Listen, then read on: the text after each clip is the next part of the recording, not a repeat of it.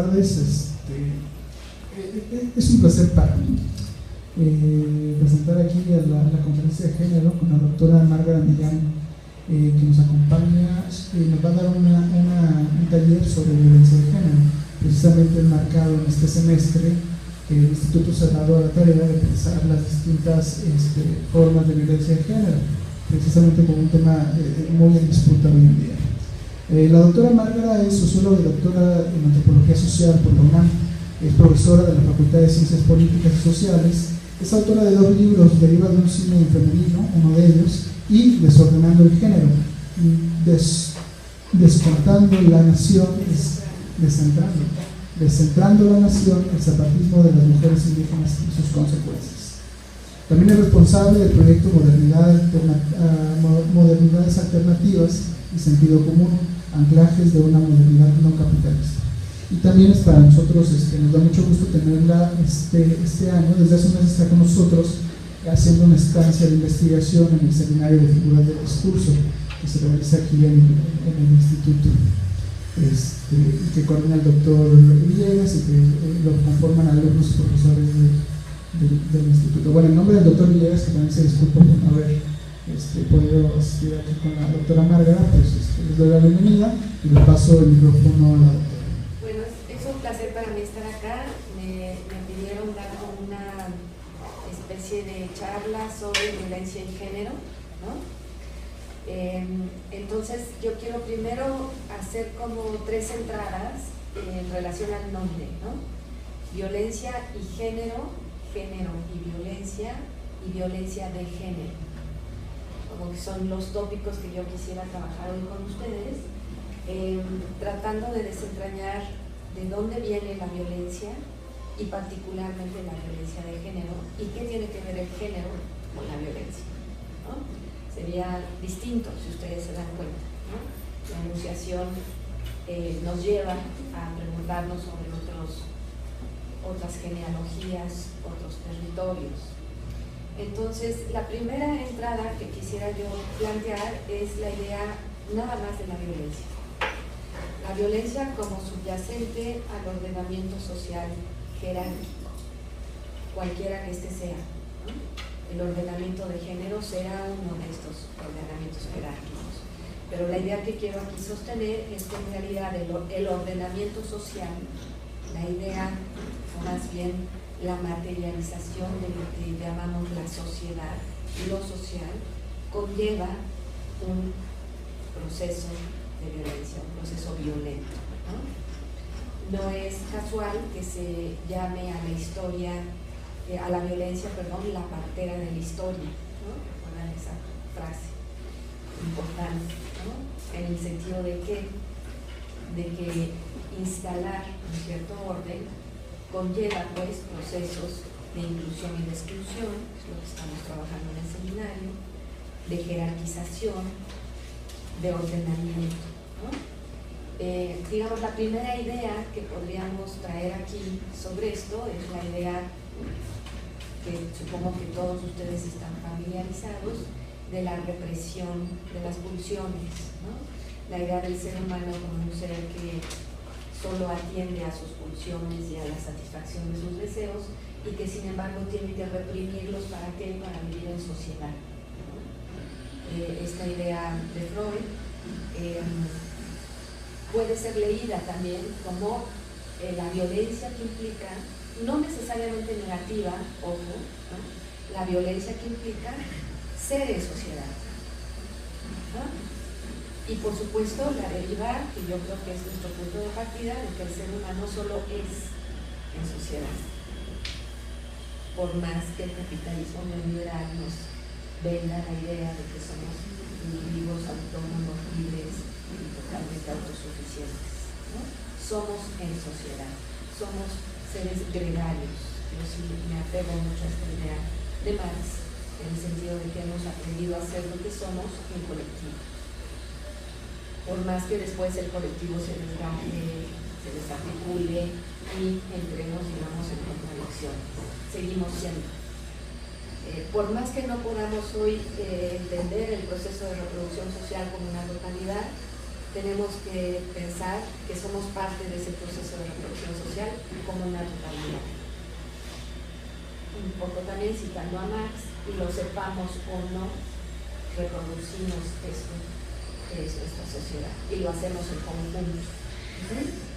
Entonces, la primera idea que yo quisiera sentar es esta idea de la violencia como partera de la historia, y posteriormente a esto, como la sociedad se articula,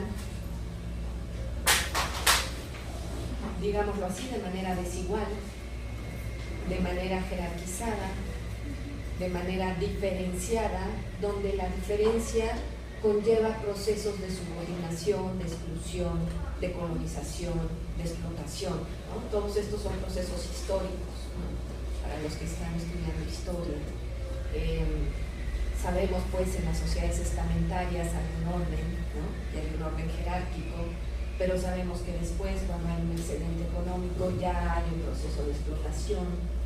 Entonces sabemos cómo la sociedad, la comunidad, las pequeñas sociedades se van integrando, pero al mismo tiempo se van desintegrando o articulando a través de divisiones sociales, de clases sociales, etc., ¿no? Entonces ese proceso, digamos, está ahí, y es un proceso que se monta sobre esta idea de una violencia inherente al proceso de ordenamiento, con violencias específicas, ¿sí? Con violencias que tienen que ver con los ordenamientos de clase, de género, etc. Y por supuesto con procesos históricos, ¿no? La conquista, por ejemplo, la colonización de los otros, ¿no? Pero que empieza, digámoslo aquí, y aquí quiero plantear otra idea que quizá es más compleja, que empieza con la colonización, digámoslo así, de la propia naturaleza y de la naturaleza humana, como un proceso simultáneo y conjunto, ¿no? Digamos, esta idea, que yo creo que hoy es muy evidente, de una sociedad que se relaciona con lo otro, es decir, con la naturaleza, con lo que la contiene, pero también con lo otro, su propia naturaleza, ¿no? Digamos, su propio inconsciente, de una manera instrumental, de una manera guerrera, de una manera conquistadora, ¿no? Y no, digamos, la otra posibilidad ha sido también históricamente viable y puede llegar a volver a hacerlo, no de una manera colaborativa, no de una manera, digámoslo así, intersubjetiva, ¿sí?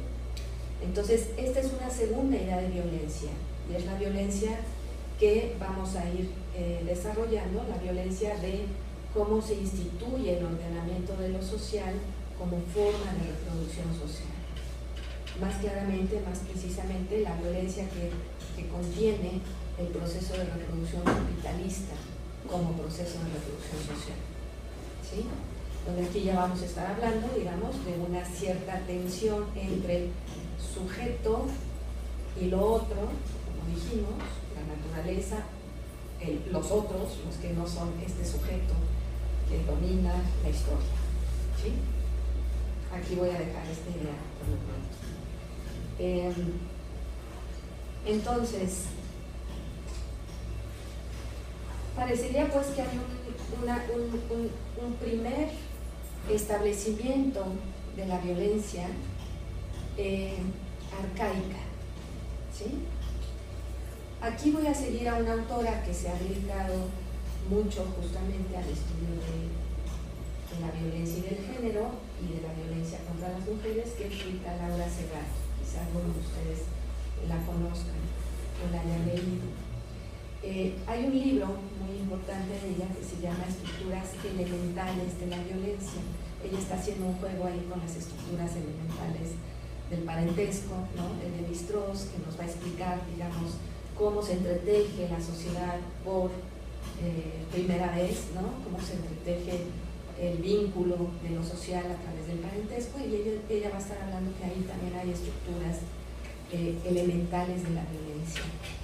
Y ella lo va a plantear en el siguiente sentido. Va a seguir la idea de otra feminista que se llama Carol Patman, en donde básicamente la idea es la siguiente: se ha pensado, sobre todo con Freud, con Lévi-Strauss, que el primer acto violento que instituye la ley de lo social, ¿cuál es? El asesinato del padre, ¿no? Digamos, en Totem y Tabú, ¿no? Freud nos narra que este es el primer acto de rebelión contra ¿quién? Contra el pater familias, contra el señor del patriarcado, ¿no? Y que es al mismo tiempo es una liberación de ese orden y es un pacto entre iguales, entre hombres. Y aquí estaríamos tocando míticamente, pues, históricamente quizá también, ¿no? Pero míticamente, simbólicamente estaríamos tocando la institución, la institucionalización de la ley. Sería la primera ley que está siendo dicha y ordenando lo social, como contrato social. ¿Okay? Carol Patman va a decir que hay una violencia anterior, que es justo la que decía el compañero. Hay una violencia de género. Y esa violencia de género consistiría en que el dominio del pater familias vendría de su posibilidad y de su prerrogativa de violación de todas las mujeres de su orden. Este derecho del padre de tener a todas las mujeres de su tribu, de su horda, de su clan, estaría instituyendo una primera ley de lo social, una primera ley para entretejer lo social. Y la muerte del padre vendría después, sería una segunda ley. Y lo interesante es que esta primera ley sería la ley, digámoslo así, de género, de la violencia de género, pero sería la ley del estatus. ¿Sí? La ley de género estaría siendo hablada o estaría siendo significada como una ley del estatus. Y el estatus aquí es el del hombre patriarca, ¿sí? Que digamos está siendo destituida para fundarse como un contrato entre pares, entre hombres, cuando ocurre la muerte del padre, ¿sí? Pero lo interesante aquí es que en realidad en el contrato primero original, pues las mujeres no aparecen, ¿no? Es una ley entre pares, son los varones los que se liberan del yugo, digamos, del pater familias, del patriarcado. Pero en realidad, incluso con la modernidad, donde el contrato incluye a las mujeres, ¿sí?, como pares, como iguales, la narrativa de la modernidad es justamente esta. Estaríamos enfrentando la gesticulación, dice Rita Segato, la aparición de la ley del estatus. Siempre estaría como apareciendo esta ley del estatus.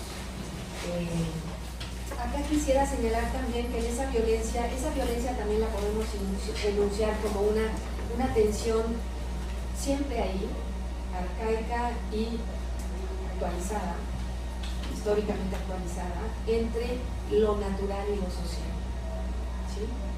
Esa tensión natural-social es una tensión que nos corresponde o que nos toca resolver a los seres humanos en la vida en sociedad, pero también en la vida individual, ¿no? Esta tensión entre una pertenencia al reino de lo natural, ¿no?, al ser naturaleza, pero al mismo tiempo ser transnaturaleza, una naturaleza que niega la naturaleza misma, ¿no? Sociedad, lo social. Esta idea se las dejo aquí también para discutirla después. Y voy a entrar mejor también ahora sobre la cuestión de definir el género. ¿Qué es para ustedes el género? Hombre-mujer. Hombre-mujer. Género, hombre-mujer, ¿no? Diferencia sexual, diferencia entre los cuerpos. ¿Sí?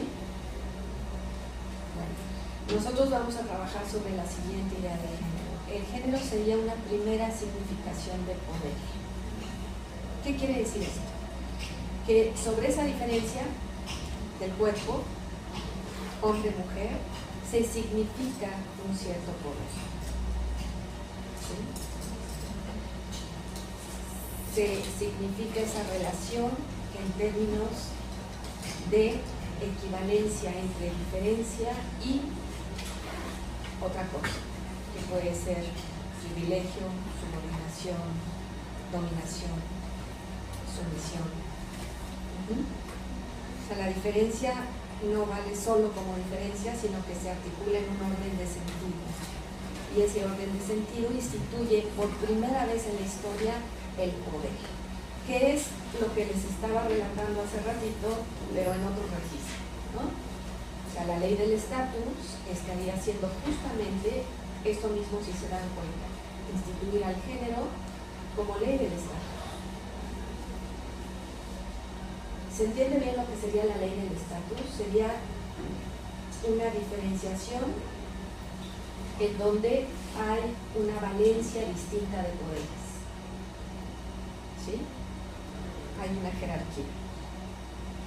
Solo a partir de esa diferenciación es que todas las demás, por ejemplo, lo frío y lo caliente, lo claro y lo oscuro, en términos antropológicos, tendrían también una valencia diferencial.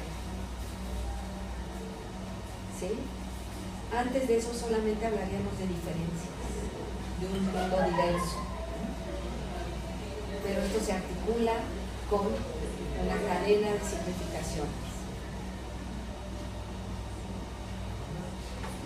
Entonces, vamos a tener esta definición de género como una primera significación de poder, una significación primaria, arcaica. Ya dimos el otro ejemplo, ahorita voy a volver sobre eso para las personas que acaban de llegar. Pero además tendríamos que ese poder que se instituye, ordenando lo social, se produce en distintas dimensiones de lo social.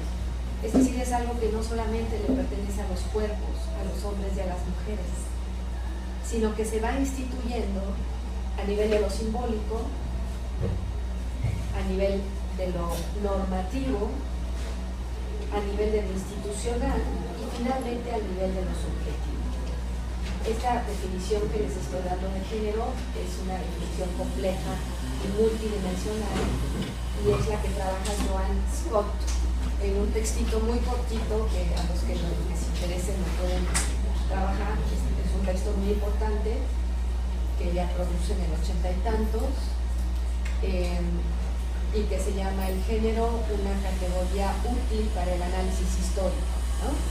Entonces ahí Joan Scott está realmente diciendo el género sí es hombre y mujer, pero resulta que el género como significación de lo que es hombre y mujer compone toda la sociedad, todas sus dimensiones, lo simbólico, lo normativo, lo institucional y lo subjetivo. Pongamos un ejemplo de esas dimensiones y de cómo se produce el género, el orden de género, cómo se produce, ¿no? Entonces podríamos pensar en lo simbólico, está Adán y Eva y todas las derivas que podemos darle a esos símbolos, ¿sí? En lo normativo sería ¿qué es Adán y Eva dentro de la religión? Y quizás de una religión particular, ¿sí? En lo institucional sería, por ejemplo, los derechos de las mujeres, qué pasa con el trabajo asalariado en relación a las mujeres, o sea, toda esta parte de lo social, donde se producen esas diferenciaciones u ordenamientos de género. Y en lo subjetivo está lo que decía la compañera, ¿no? Hombre y mujer. Ahora, todo eso se desestabiliza porque, como todos sabemos, no hay solo dos géneros en la vida.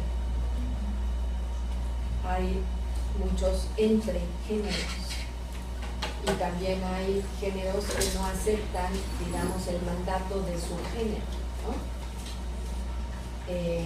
Y no solo en relación a la diversidad sexual y a la definición de homosexualidad y de normatividad, sino también en términos de los cánones más estrictos sobre qué es ser mujer y qué es ser varón. Entonces el género comprende todo esto. Aquí estoy trabajando con Iván Scott, ¿no? Pero también es una primera significación de poder. Fíjense qué interesante, ¿no? Entonces el género tiene esta cosa arcaica que nos viene desde allá, desde que el hombre dejó de ser mono, ¿no? Desde digamos, la hominización del hombre. Desde ahí nos viene esta idea de género, y ahí el género resulta ser una primera ley de socialización, y es una ley del Estado. Repito esta idea para los que no llegan, para los que no escucharon. Estábamos trabajando sobre la idea de una autora que se llama Carol Batman, que dice que, contrariamente a lo que se piensa de que el primer acto violento que instituye lo social es la muerte del padre, no sé si ustedes han leído esta idea, la podemos leer en Totem y Tabú, la podemos leer de otra manera en Lévi-Strauss. En Lévi-Strauss, justamente en este libro de las estructuras elementales del parentesco, que dice: las mujeres son el primer signo, un signo que puede ser intercambiado, y a través de ese signo podemos tejer lo social. Es un signo muy valioso. ¿Por qué? ¿Por qué tenemos valor las mujeres? Porque damos vida, ¿no? Por supuesto necesitamos del varón para dar vida, pero la vida se reproduce en nuestros cuerpos, ¿sí? Ahí hay una subjetividad, digamos, distinta, una materialidad distinta. Ajá. Entonces, Lévi-Strauss va a decir, hay algo que se llama el intercambio de mujeres, y ese algo es la primera relación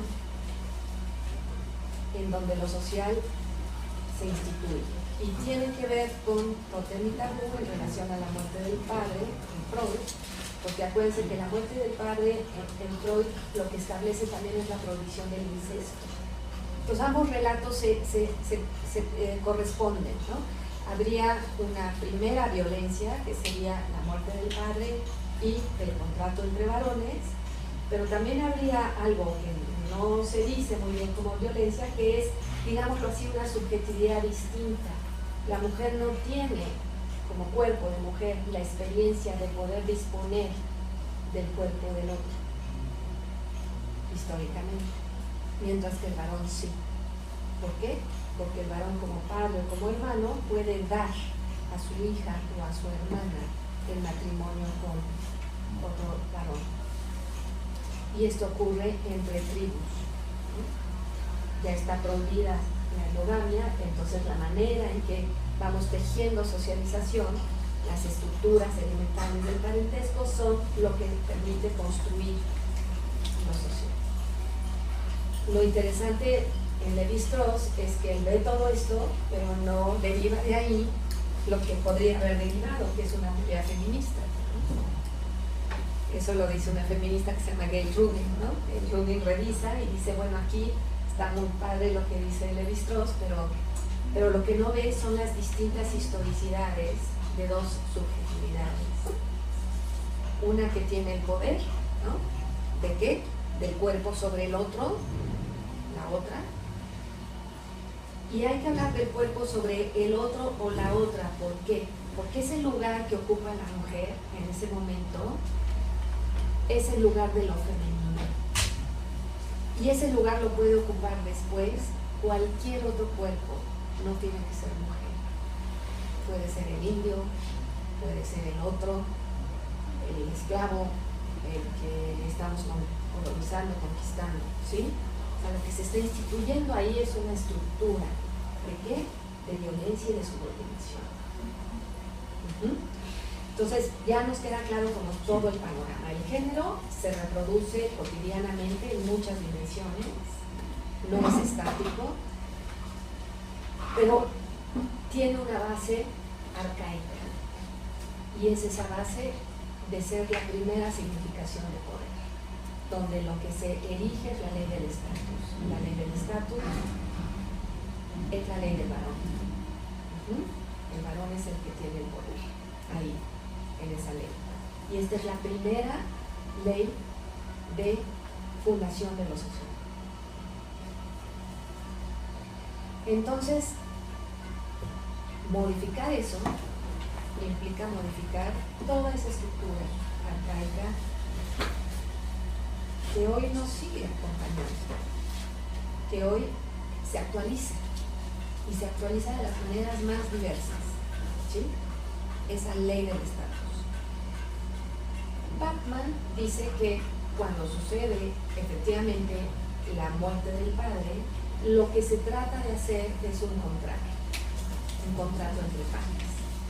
Entonces aquí la tesis que yo quiero proponer, que es la que nos dice Rita Segato, es la siguiente.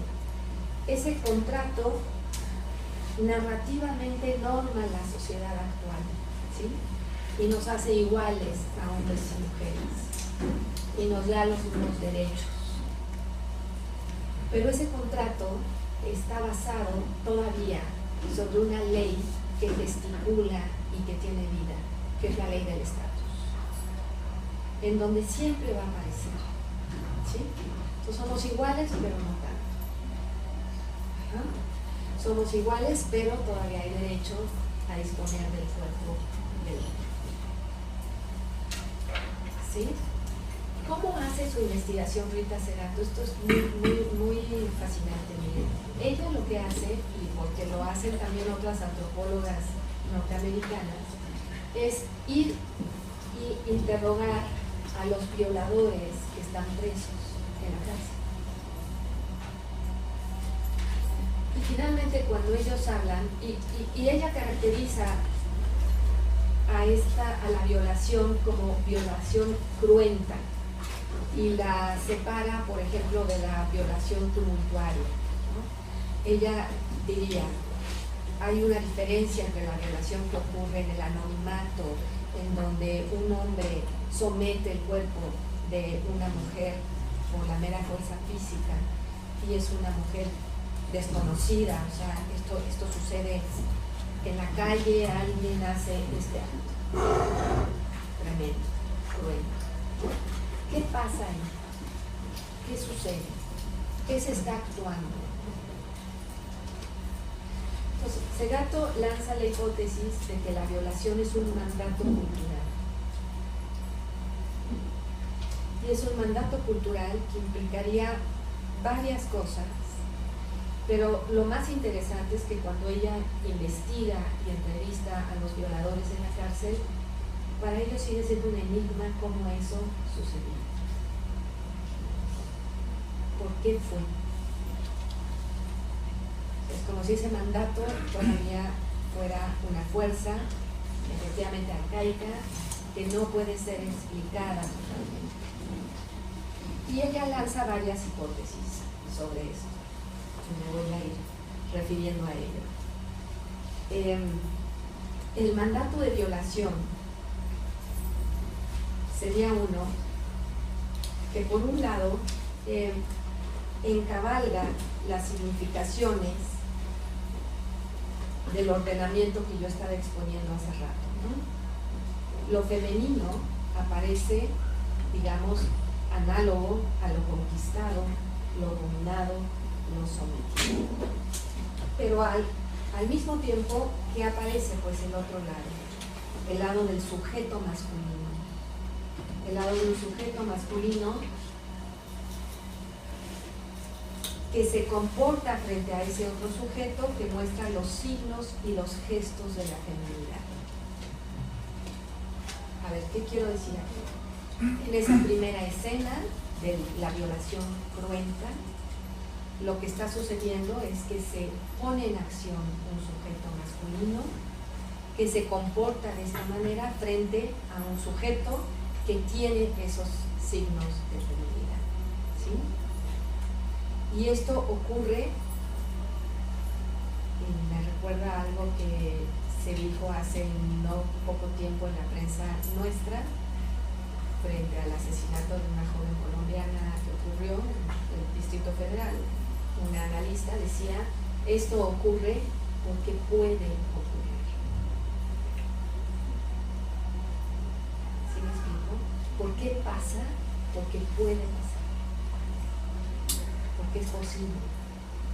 Porque no sucede nada después de eso. ¿Y a qué nos refiere esto? A este pacto, a esta ley de estatus. ¿Se dan cuenta? En donde toda la sociedad estaría de alguna manera compartiendo que esto es posible. ¿Por qué? Porque es posible. Porque se puede hacer. No hay que buscar más. No es porque la víctima se lo buscó, porque salió vestida de tal manera en la calle, porque provocó. No, esto ocurre porque puede. Entonces esto nos tiene que hacer reflexionar sobre ese pacto como un pacto, esa ley, esa ley del estatus como una ley del estatus que aparece, que brota en cualquier momento, ¿sí? Y que el sujeto varón quizá ni siquiera es absolutamente consciente. ¿Se dan cuenta? Entonces, eso hay que considerarlo, ¿no? Ahora, estas estructuras elementales de la violencia a las que nos refiere Segato estarían mandatando culturalmente al acto de la violación.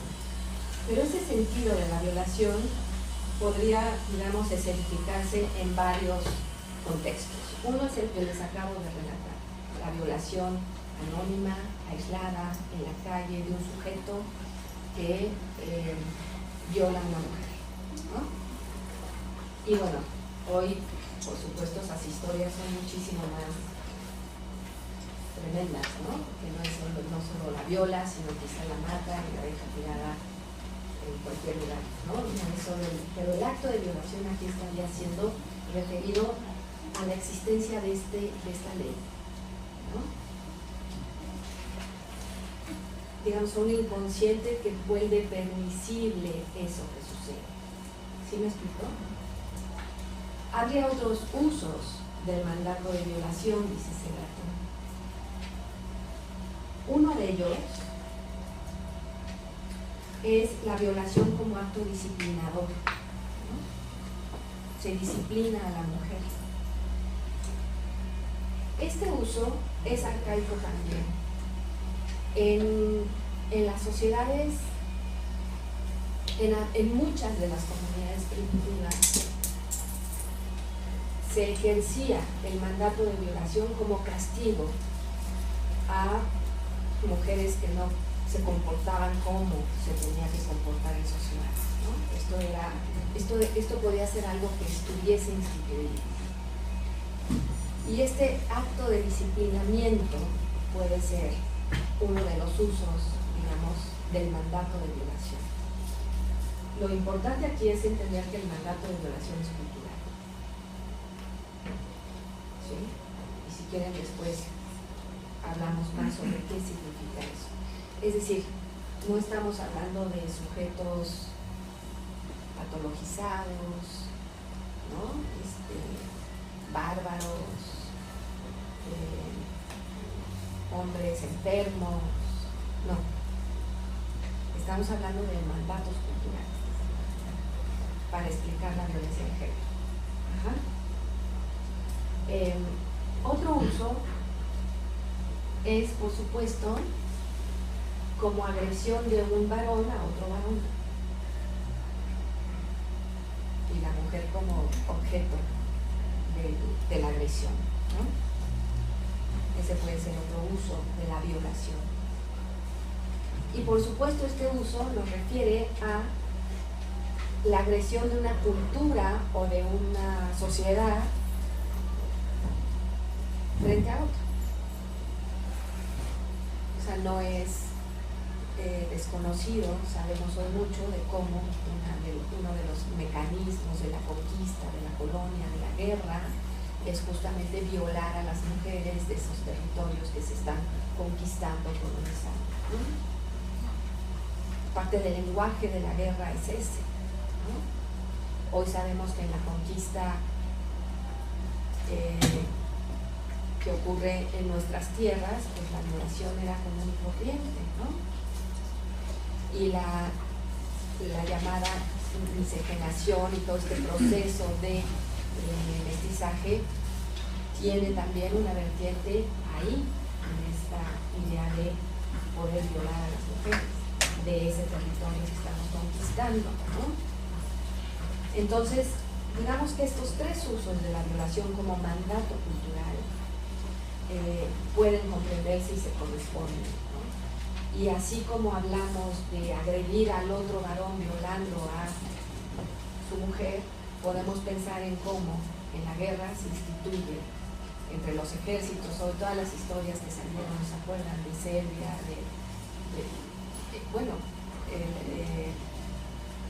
la que acaba de ganar el premio Nobel, esta rusa fantástica, que habla de todo lo que ocurre en la Segunda Guerra Mundial también, ¿no? Entonces, eso es como muy claro, es un terreno donde ya es muy claro como el cuerpo de la mujer se convierte también en el cuerpo del territorio que se está conquistando, dominando, ¿sí? Lo que no es tan claro es lo que estamos diciendo que antecede a todo ello, ¿no? Que es este pacto o esta ley del Estado. Voy a recapitular un poco. Por un lado hemos visto qué es el género y cómo opera, cómo se produce, pero también, si ustedes se dan cuenta, en todos esos ámbitos donde el género se produce, hay procesos donde el género también se deconstruye o se produce de una nueva manera, ¿sí? Entonces, el género no puede ser un territorio, la normativa de género no es un territorio cerrado, no es un territorio o un mandato totalmente fijo, sino que en realidad es un campo de batalla, ¿no? Ustedes mismas, las jóvenes, y ustedes, los varones que están aquí, pues están instituyendo nuevas maneras de género, están instituyendo nuevas formas de relacionamiento, ¿sí? Están eligiendo cosas que sí y están desaprobando o desarticulando cosas que no del género que aprendieron de sus padres, de sus familias, de su tradición, ¿no? De su trayectoria. Entonces el género es una identidad siempre en proceso de construcción, pero no solo a nivel subjetivo, sino a todos estos niveles de los que hemos hablado, ¿no? Simbólico, normativo y institucional. Entonces el género es un proceso vivo ¿de qué? De articulación de lo social. Es el proceso más inmediato que tenemos de articulación de lo social, ¿sí? Pero al mismo tiempo es esta articulación de poder. Y en esa articulación de poder lo que se instituye es esta ley del Estado, la jerarquización y digamos la invalencia de los dos géneros, ¿sí? Que esto tiene muchas maneras de registrarse, ¿no? De una forma descriptiva podemos decir, en realidad, ¿sí saben ustedes lo que es el techo de cristal? ¿No? Es invisibilizar a la mujer, ¿no? En cuestiones de trabajo laboral. Sí, o sea, el techo de cristal es que las mujeres vamos avanzando, estamos en todos los lugares, vamos muy bien, hay equidad de género. En esta universidad la mitad o más deben de ser mujeres, pero siempre las mujeres tendrán un rango de salario menor que el del varón en el mismo cargo. Aquí se sigue percibiendo eso. O sea, no sé. Yo lo dije así. Pero, digamos, esto es algo que opera mundialmente, ¿no? El techo de cristal, que ha sido corroborado. Claro, habrá excepciones, ¿no? Me imagino que la que dirige el Fondo Monetario Internacional, esta mujer, ¿cómo se llama? La francesa, esta, pues ha de ganar No lo sé, pero si hay uno, saber si realmente gana lo mismo que la persona que la accedió, que un varón, ¿no? Es un ejemplo, ¿no? O sea, como que hay muchas maneras en donde podemos ir viendo esas imvalencias en todas estas dimensiones que les estoy diciendo. Entonces, eso, ¿qué debemos de comprender de eso? Que el contrato es la narrativa de la modernidad, pero la realidad es otra. ¿Por qué? Porque la ley del estatus sigue operando. ¿Ok? Con esa idea nos quedamos en relación al género, ¿no? Para después ver cómo esto se vuelve violencia y por qué la violencia de género hoy aparece como desatada, ¿no? ¿Por qué estoy diciendo esto? Pues porque tenemos la historia de los feminicidios, porque tenemos la manera brutal en la que asesinan a las mujeres, ¿no?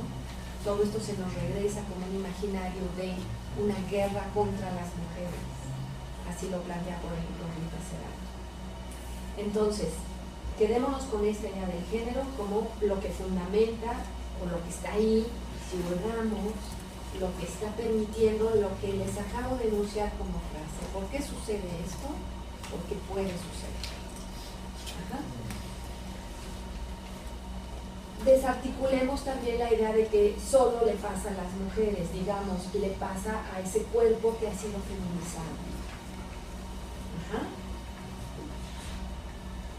Frente a otro cuerpo, que es el cuerpo del varón, que también es un mandato cultural. O sea, ese cuerpo del varón no es natural, no es que todos los varones sean así, es que es un mandato cultural, que seas varón, que tú mandes,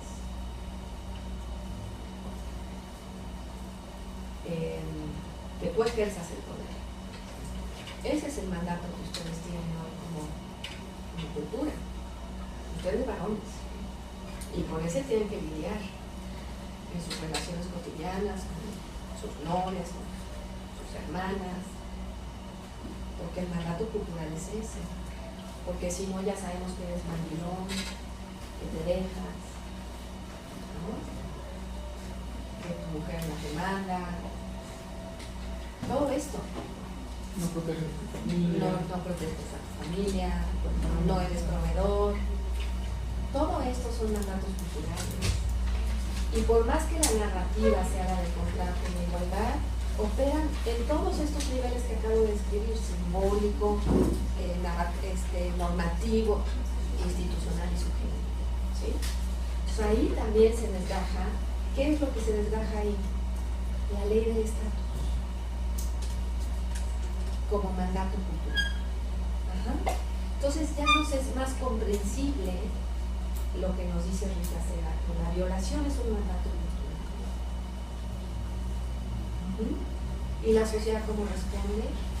La sociedad dice, se hace porque se puede hacer. Y acá podemos revisar todas las derivas de, bueno, ¿qué le pasa a la mujer que ha sido violada y va al Ministerio Público de este país a decir que sufrió una violación? ¿Ustedes saben lo que pasa? ¿No? ¿No han leído? ¿No han oído historias? ¿No? Sí, hacen preguntas absurdas, como ¿qué te has puesto? O sea, la mujer, es un proceso que se llama revictimizar a la víctima, ¿no? O sea, la víctima es la sospechosa. Te violaron, ¿qué andabas haciendo sola en la calle esas horas? ¿Cómo ibas vestida? ¿De veras no lo provocaste? Esas son las preguntas del Ministerio Público. Esa es una de las causas por las cuales las mujeres violadas no van a decir que fueron violadas y a pedir castigo para el violador. ¿Sí? Y esto no solo ocurre aquí, no es solo la cultura mexicana y la violencia, digamos, contra las mujeres y la violencia, de lo que no hemos hablado aquí es de la violencia doméstica, que por supuesto es la principal, ¿no? O sea, cuando Rita Segato construye el caso de la violación cruenta, en realidad son las violaciones que ocurren menos, ¿no? O sea, hay todo este otro territorio de la violencia doméstica de la cual no estoy hablando ahora. que es la violencia en casa, con tu pareja, con el más cercano, donde hay pegatines muy interesantes del movimiento feminista que dicen muy claramente: si te pega, no te quiere, pero deconstruyen eso. Porque las mujeres golpeadas no dejan a sus maridos, los perdonan, les creen cuando el marido dice: esta es la última vez, no te voy a volver a golpear, y ellas dicen ok, y sabiendo que eso va a ser un incidente, ¿no? No estamos hablando de esa violencia, pero por supuesto en esa violencia, ¿qué opera? La ley del estatus. Porque la ley del estatus, además, no solo le da el poder al varón, no es unilateral en el sentido de que el varón la ejerce, sino que también la mujer la acepta.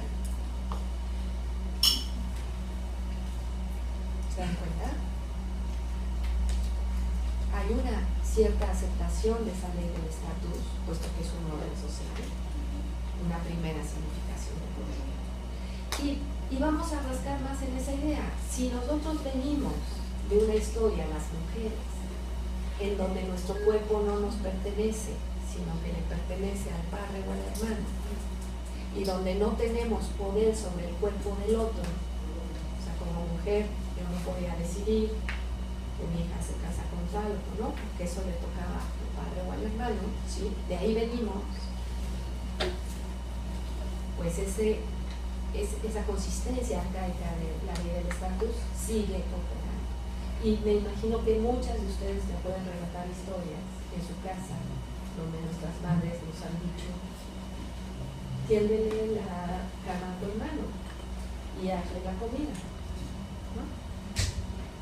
¿Alguna sí? Sí. Qué bueno, ¿no? Qué bueno. Otras tendrán de la idea de, como dice una de mis entrevistadas en ese librito de derivas emocionales, mi mamá decía que a mi hijo no había que educarlo como rey. Entonces, bueno, lo que quiero decir es un campo de batalla, ¿sí? ¿Y qué se juega en ese campo de batalla?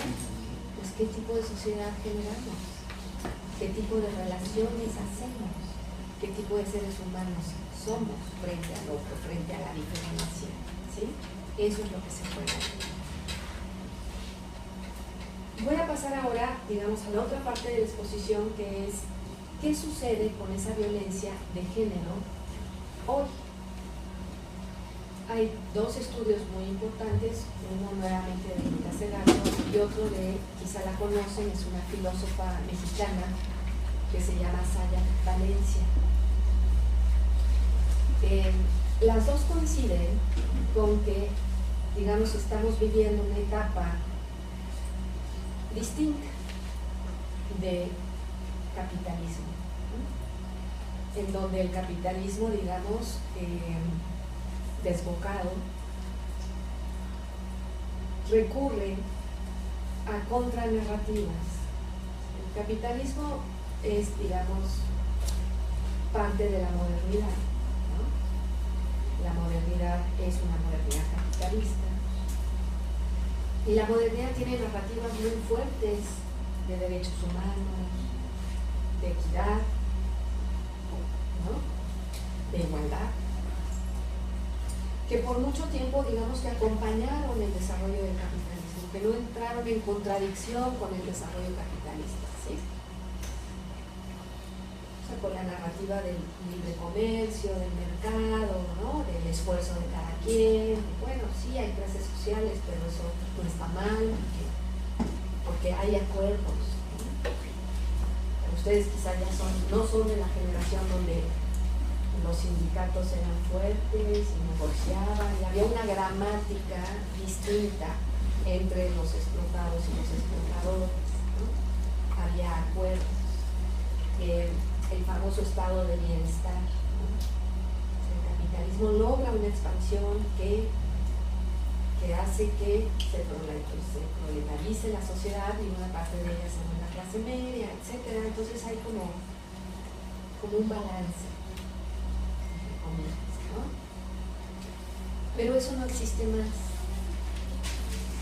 Hoy tenemos los elementos suficientes para entender que eso ya es parte del pasado y que no va a regresar como desarrollo de la propia dinámica de la modernidad capitalista. ¿Sí? Lo que estoy diciendo, ustedes quizá lo han escuchado bajo el registro de esta no es una crisis más del capitalismo, esta es una crisis mayor, ¿no? Es una crisis del sistema, de la manera en la que producimos y consumimos, es una crisis civilizatoria, dirán algunos, ¿no? Es una crisis más profunda. Entonces, la pregunta es ¿qué pasa con la violencia de género cuando esto es así? Y acá, digamos que hay dos elementos que yo quisiera traer aquí a discusión. Uno es el de Rita Segato cuando dice es una guerra. Es una guerra lo que se desata, pero es una guerra informal. O sea, una de las características de esta guerra es que estamos en guerra en todas las sociedades, pero para hablar solo de México, estamos en una guerra de la informalidad. Una guerra que no ocurre entre ejércitos, una guerra donde los bandos no son claros, que ocurre en el intersticio paraestatal, una guerra donde son los narcos, o es el ejército, o es la policía, o son ciudadanos organizados los que son los agentes de la guerra. ¿Sí? Y esto, ¿por qué ocurre? En primer lugar, por un estallamiento de las estructuras del Estado, que lo podemos comprender de muchas maneras, ¿no? Pero básicamente yo pienso que hay dos procesos. Uno es, por supuesto, la corrupción y la fuerza del narco como fuerza productiva de la reproducción capitalista, ¿no? El narcotráfico no como algo que está por ahí y que no compone ya totalmente nuestra sociedad. El narcotráfico como una de las industrias más importantes de la reproducción del capitalismo a nivel mundial. Y ya hay muchos estudios sobre eso, ¿no? Pues como el Estado empieza a cambiar, se habla del narcoestado, se habla de la necropolítica, se habla también de cómo esos cuerpos que hablábamos feminizados hoy son, ¿quiénes son? Pues una cantidad cada vez mayor de personas que desaparecen, que alimentan el tráfico de órganos, o que se van a las filas de ¿qué? De esta guerra informal. Y ahí conecto con Sayar Valencia. Sayar Valencia dice lo que sucede hoy es una sociedad distópica, donde se han cancelado, digamos, las vías regulares de movilidad social y de integración a la sociedad, ¿no? Entonces, digamos, los grupos de sicarios, la vida de la violencia, del narco, es una alternativa para cada vez más jóvenes que no tienen alternativa. Y Sayar Valencia habla de que hay una cultura de esto, que hay una cultura del capitalismo gore, le llama ella. ¿Saben qué es lo gore? Sí. ¿Qué? ¿Lo grotesco? Lo grotesco, pero lo grotesco por violento, ¿no? Lo grotesco sangriento. Y ella nos habla de que hay incluso una estética de eso. Y de que hay un culto, no solo una cultura, sino un culto a vivir así, ¿no? Y hay muchos estudios también sobre esto. Si voy a vivir mal durante muchos años, pues vivo bien, aunque sea por pocos años, ¿sí? O sea, la idea de la violencia, de arriesgarse, de entrar a estos circuitos de la informalidad, que fíjense es bien interesante porque es una distopía, es decir, es es estar diciendo no estoy de acuerdo con este orden, pero no estoy de acuerdo y me agencio, digamos, si vieron la Guerra de las Galaxias, me alío con las fuerzas del mal, ¿no? Esa es un poco la idea de la distopía social, ¿no? O sea, entonces empieza a ser una cultura poderosa, una cultura que tiene sentido. Y lo que habla Sayar Valencia es que en este momento, pues, del capitalismo bore, lo que sucede es que las identidades capitalistas se radicalizan. Entonces, por un lado tenemos el hiperconsumismo, ¿sí? El sentido de la vida es ese, consumir más y más y más y más y más rápido. Y por otro lado tenemos la precarización total, ¿sí? Es esta polaridad que hoy también tenemos todos los elementos para reconocerla. Hay otra autora muy interesante que es Saskia Sen, que es una geógrafa, es fascinante ella, y ella habla de cómo esto está sucediendo en todo el mundo, ¿no? Y cómo esto es realmente en peligro. O sea, esta idea del mayor empobrecimiento y de la mayor concentración de la riqueza, y que no hay procesos que vayan en contra de esta tendencia, ¿no? Sino al contrario. O sea, es lo que estamos viendo cada día: mayor pobreza y mayor concentración en pocos de la riqueza. El movimiento gringo del 1% solamente nos refería a eso, ¿no? El 99% y el 1%. ¿Sí? O sea, la manera de definirse en este momento es: soy parte del 99%. Entonces, Valencia dice, en ese momento las identidades se radicalizan. Entonces, ella habla de sujetos embriagos. Saca este concepto de embriago de la literatura medieval, digamos, de una cierta deshumanización, de sujetos realmente deshumanizados. Y plantea que hoy, digamos, el mandato cultural, para regresar a lo que estábamos trabajando, convoca a nuestras subjetividades a convertirnos en sujetos embriagos. Para los varones es como una super masculinización, una exigencia de ser cada vez más duros, ¿no? Más con estos personajes de gore, ¿no? Y para, digamos, las mujeres también, ¿no? También había una idea de mujeres poderosas que también entran en acción en toda esta cuestión de las subjetividades radicalizadas del capitalismo.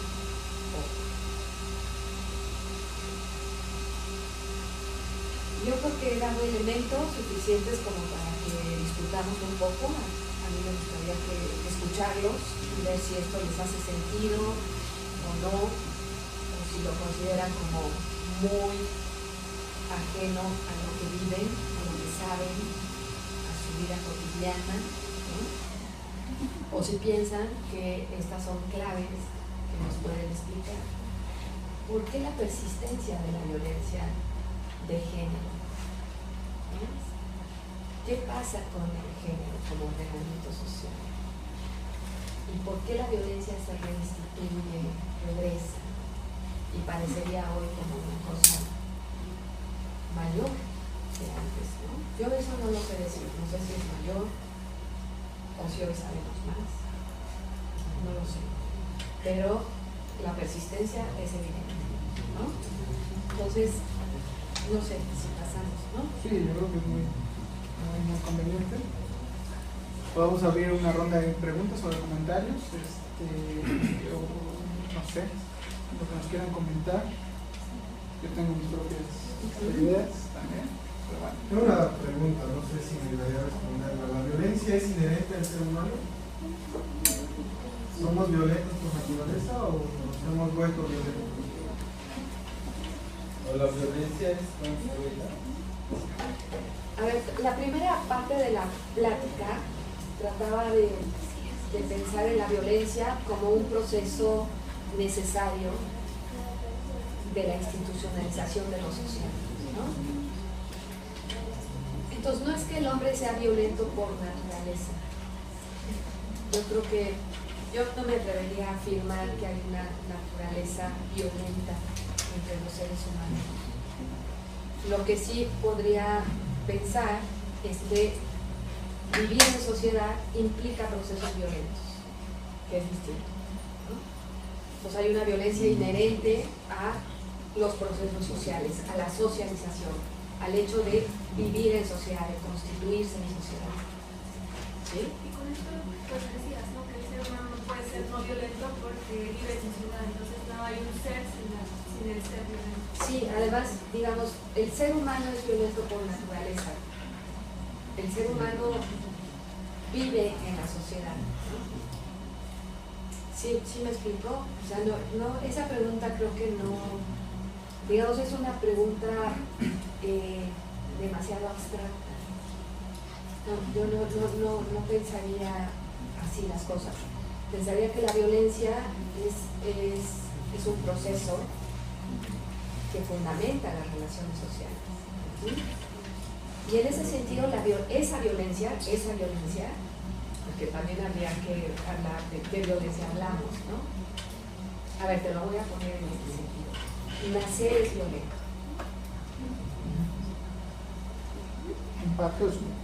Nacer es violento, o sea, el bebé está encantado en el líquido amniótico de su mamá, donde lo alimentan, donde todo está perfecto, y de repente lo expulsan de ahí.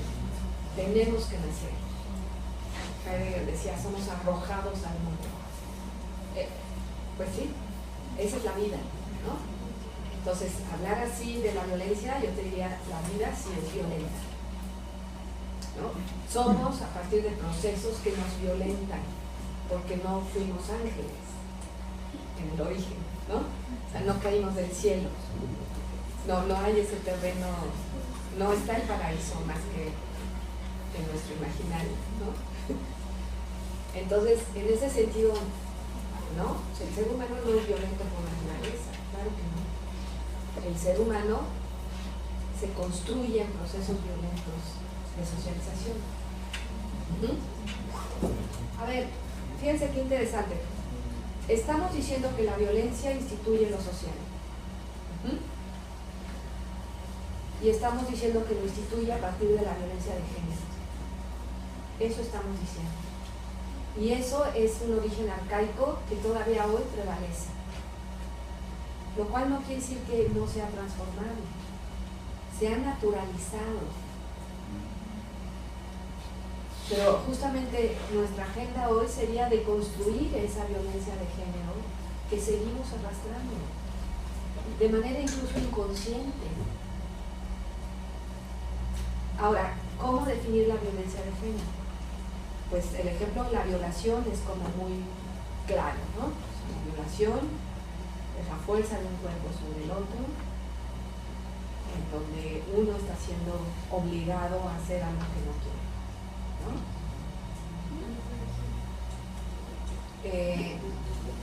Pero violencia de género no solo es eso, ¿no?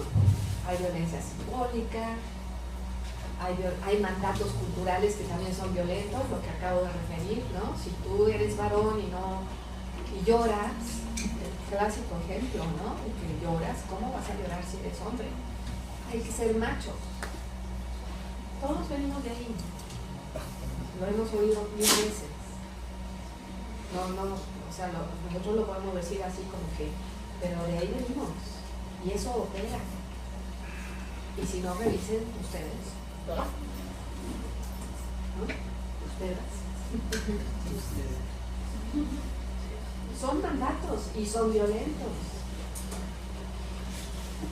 El mandato cultural implica que la parte femenina que tenemos todos, ustedes varones también, sea reprimida en ustedes. Y que la parte masculina que también tenemos las mujeres sea dos cosas, o reprimida también o simplemente exaltada. Piensen en esas violencias cuando hablamos de violencia de género. Ahora, ¿cómo se convierte eso en una guerra? En un feminicidio. Pues recordemos estas dos cosas. Hay una ley del estatus que sigue operando en todos los niveles. En el subjetivo, en el normativo también, pues está el ejemplo del MP y cómo se comporta cuando llega una mujer violada, ¿no? Pero también en el simbólico. Hay estudios que nos dicen que mucho tiempo la sociedad juarense, cuando empezaron los feminicidios, decían, no, pues es que esas a las que matan son esas que vienen de fuera, son migrantes, son maquiladoras, son una cosa que no es nuestra sociedad, ¿no? Eso tiene origen en todo esto que estamos trabajando. Françoise Héritier, que es una antropóloga francesa, tiene 2 volúmenes maravillosos que se llaman Masculino Femenino, y ella ahí dice que el problema, digamos,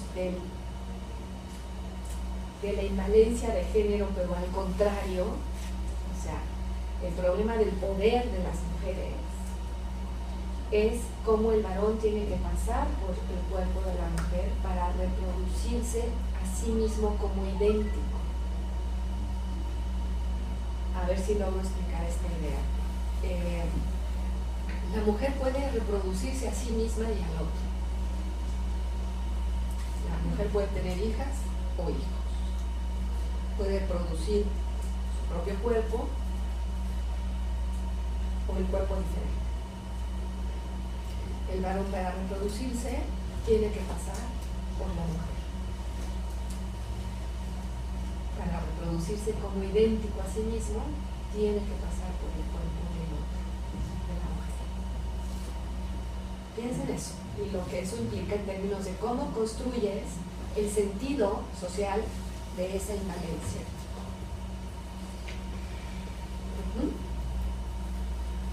Pues la construyes como empezó Aristóteles, diciendo: el semen es lo definitivo en el proceso de reproducción, porque el semen constituye los huesos del feto, ¿no?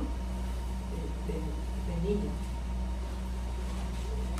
Y el que, digamos, en ese momento en que la mujer pudiera dar origen a mellizos, y que esos mellizos fueran quizá hombre y mujer, era monstruoso.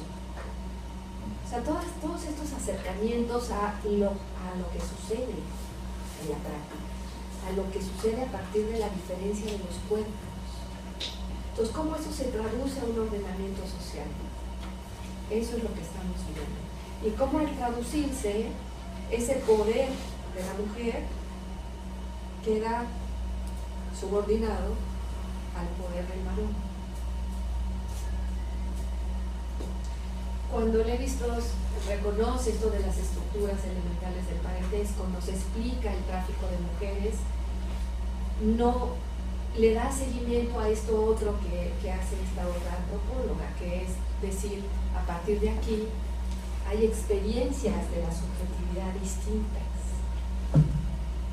¿Sí? Fíjense qué importante es esto. Entonces habrá una primera experiencia del varón en donde el varón puede disponer del cuerpo de la mujer. Pero eso no se queda solo ahí. Esa primera experiencia seguramente se engarza con la experiencia donde el varón puede disponer del cuerpo de los esclavos o de los indígenas. Y ahí, ¿qué es lo que está sucediendo? Pues se va construyendo esta idea del sujeto que domina, que instrumentaliza todo, que conquista. Y ese es el sujeto del capitalismo, de la modernidad capitalista, que nunca se llega totalmente a él, ¿no? porque es un mandato, es una interpelación del modelo de reproducción. Precisamente yo tengo una optativa, estamos viendo precisamente el problema de la historia, el problema sobre la memoria, y comenzamos la optativa leyendo a Nietzsche, leyendo la genealogía de la moral, en donde lo que hace es, esto que me dijiste al principio me pareció, que yo no sé muy bien dónde está, esto de la violencia es parte de la historia. El Marx. El Marx, Sí. Perfecto, porque precisamente lo que Nietzsche dice es que el paso del hombre, del animal hombre a la soberanía, a la sociedad, a la cultura, a la historia es mediante la marca, ¿no?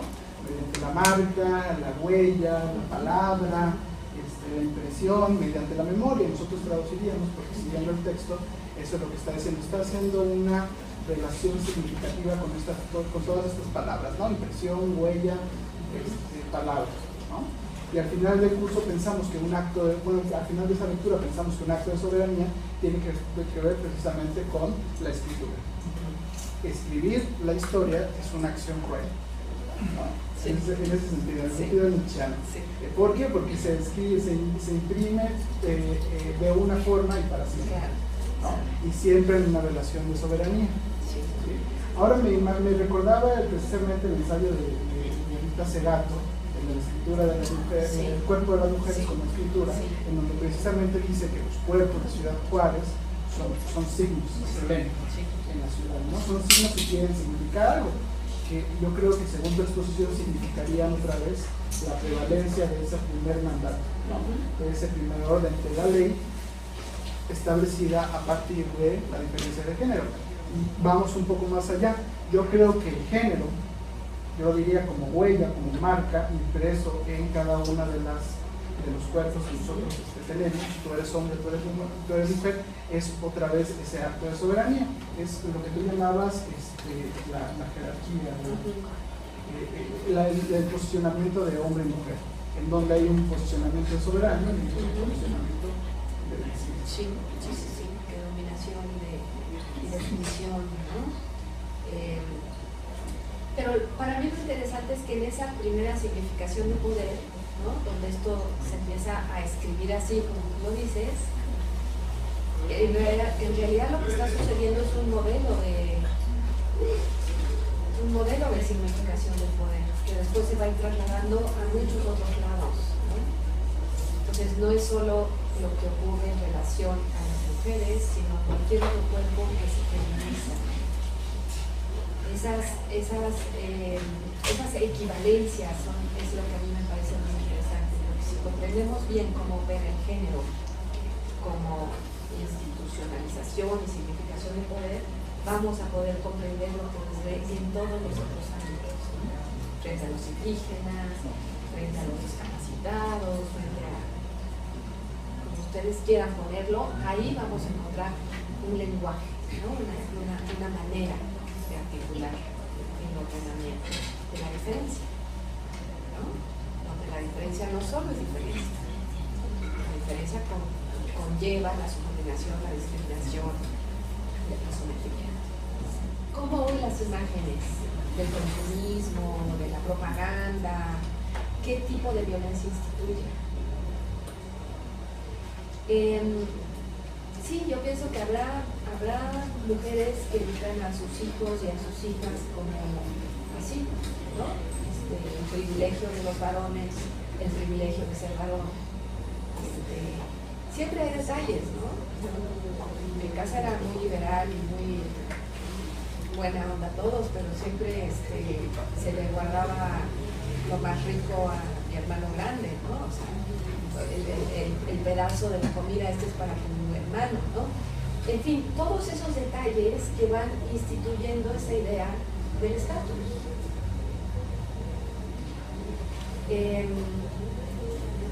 También, por supuesto, está el papel de los varones, ¿no? Y sobre todo de los varones que no... porque imagínate qué interesante, puede ser un mandato cultural a través de la madre. Pero ¿cómo reaccionas tú como varón ante ese privilegio? Pues, no, súper curioso, ¿no? O sea, eso es lo más interesante. ¿Qué haces con eso?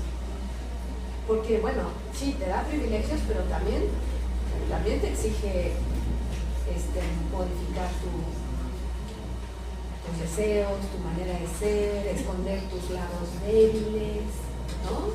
Comportarte siempre como que tú eres muy fuerte, tú eres muy macho, y tú puedes. Ahora, ¿cómo pasa eso entre varones? El punto que yo quisiera resaltar es cómo la transformación social es ahí, o no va a ser en ningún lado. En mi género. O sea, realmente, o es ahí, o no va a ser en ningún lado. Y dicho de otra manera, la transformación está siendo ahí, ¿no? Y está siendo de manera muy difícil y muy lenta, pero está siendo ahí, sin duda, ¿no? Entonces, y eso va a desestructurar todo. Porque, digamos, esto lo puedes trasladar también a decir, bueno, el Estado es un Estado patriarcal, ¿no? El Estado está atravesado por esa figura y esa idea del estatus. Y bueno, en México tenemos 20.000 ejemplos para decir que eso ocurre, ¿no? En los partidos políticos, en el Estado mismo, en las estructuras del gobierno, ¿no? Y bueno, esta idea también del Estado como el papá de todos, ¿no? En fin, hay muchas derivas para pensar en género. Yo quisiera dejarlos con esa inquietud primero, ¿no? Que el género sí es hombre y mujer. Hombre y mujer como que construyen todos los socios. Lo masculino y lo femenino como en la construcción de todo. Desde el lenguaje, ¿no? Y luego la violencia inherente a eso. La disparidad, la jerarquía, la violencia. Y el encablamiento que para mí es muy significativo, ¿no? Donde la diferencia tiene que significar sometimiento, conquista, colonia. Entonces eso nos va a ir, es un dispositivo que nos va a ir explicando todos los otros. En cuanto se va desplegando la guerra de conquista, en cuanto se va desplegando el orden capitalista. Muchas gracias. Gracias.